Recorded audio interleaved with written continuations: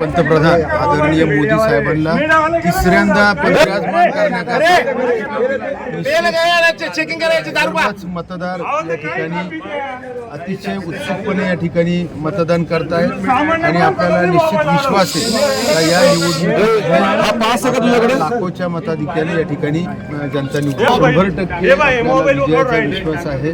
देशाला ही जी निवडणूक आहे ही देशाचं भवितव्य ठरवणारी आणि या नाशिकच्या विकासाच्या देशाचं भवितव्य ठरवणारे आदरणीय पंतप्रधान मोदी साहेबांवरती संपूर्ण भारतीयांना या ठिकाणी विश्वास आहे. आपण नाशिककरांसाठी देखील अनेक 10 वर्षामध्ये दांडगा संपर्क ठेवला, अनेक विकास कामं केली आणि म्हणून जनता पुन्हा एकदा आपल्याला या ठिकाणी संधी देईल असा आपल्याला विश्वास आहे. काही काळ गोंधळ झाला, आपण या ठिकाणी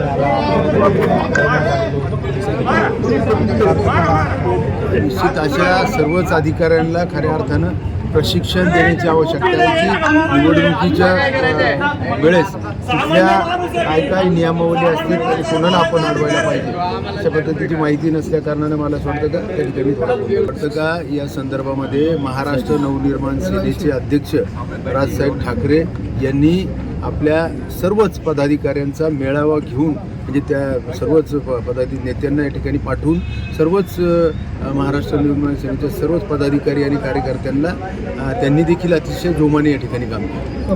थँक्यू. एनसीएन न्यूज साठी प्रतिनिधी रोहन दानी, नाशिक.